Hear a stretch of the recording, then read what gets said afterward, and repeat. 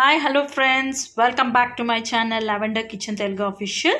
ఈరోజు బెండకాయ కర్రీ చూపిస్తున్నాను. చాలా సింపుల్ మెథడ్లో బెండకాయ కర్రీ అనమాట. ఇది ఈ బెండకాయలు వచ్చేసి ఇలా పొడుగుగా కట్ చేసుకున్నాను. నేను దాన్ని 4 ముక్కలు చేసుకున్నాను. ఉల్లిపాయలు పెద్ద సైజులో కట్ చేసుకున్నాను. చిన్న టమాటోస్ 2 పచ్చిమిరపకాయలు. ఇప్పుడు నేను తయారు చేయ ప్రాసెస్ చూపిస్తాను. కొంచెం ఆవాలు, కొద్దిగా జీలకర్ర, ఫస్ట్ ఆనియన్స్ వేద్దాం.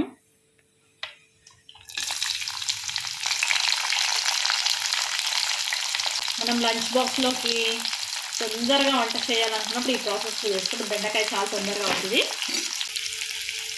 కొద్దిగా సాల్ట్ అండి, ఎందుకంటే ఆనియన్స్ తొందరగా అవుతాయి. ఇంకోటి ఉప్పు సరిపోయేంత ఒకటేసారి వేసేసాను నేను. కొద్దిగా కరివేపాకు, యాక్చువల్లీ ఫస్ట్ ఆయిల్లో వేస్తే చిమ్ముతు అని ఇప్పుడు వేసాను నేను. వేసి పెట్టుకున్నాం కదా, వేసేస్తాం.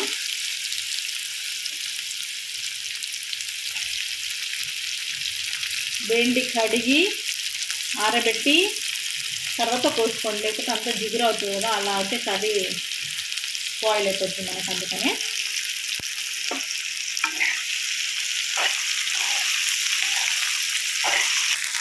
పసుపు వేసుకోండి.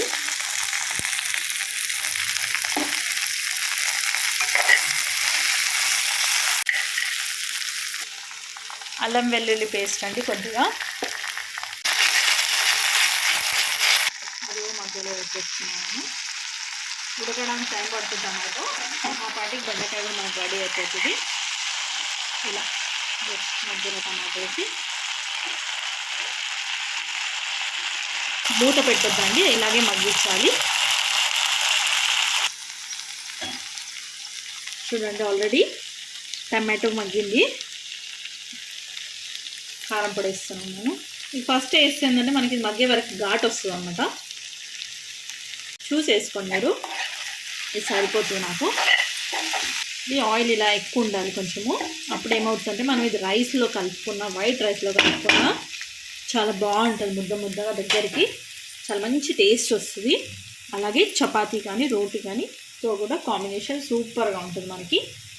ఇది ఇందులో ఇప్పుడు ధనియా, కొంచెం ఇంట్లో హోమ్ మేడ్ ధనియా పౌడర్ వేస్తున్నాను నేను. మీరు కావాలనుకుంటే టమాటోకు బదులు ఆమ్చూర్ పౌడర్ కూడా వేసుకోవచ్చు. జస్ట్ వెరీ సింపుల్ డిష్ అనమాట. మనం టిఫిన్ బాక్స్లోకి చేయాలన్నా, తొందరగా మనం ఎక్కడికైనా వెళ్ళాలనుకున్నా తొందరగా చేసే డిష్ అనమాట ఇది. మీరు కావాలంటే ఇంట్లో పల్లీలు కూడా యాడ్ చేసుకోవచ్చు. నేనైతే యాడ్ చేయలేదు. కొద్దిగా నేను ఇందులో స్పెషల్ ఇంగ్రీడియంట్ ఏంటంటే కొద్దిగా శనగపిండి వేస్తున్నాను. టేస్ట్ ఇంకొంచెం మంచిగా అవుతుంది. మీరు ఫ్రై చేసి కూడా వేసుకోవచ్చు శనగపిండి, ఇలా కూడా ఫ్రై చేసుకోవచ్చు. ఇదే కరివేపాకు పొడి అలాంటిది ఉన్నా కానీ మనం ఇలా పైన చల్లుకోవచ్చు, మనం బాగుంటుంది అది కూడా. కొద్దిగా కరివేపాకు పొడి వేస్తున్నాను పైకించి. ఇందులో మనకు అన్నీ ఉంటాయి కదండి, ధనియాలు, పల్లీలు, పుట్నాలు,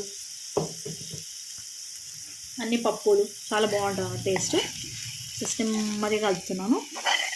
శనగపిండి వేయడం వల్ల కర్రీ ఇంకొంచెం టేస్ట్ అవుతుంది, ముద్దగా కోటింగ్ అవుతుంది దీనికి, బెండికి చాలా బాగుంటుంది. ఇలా ట్రై చేసి చూడండి.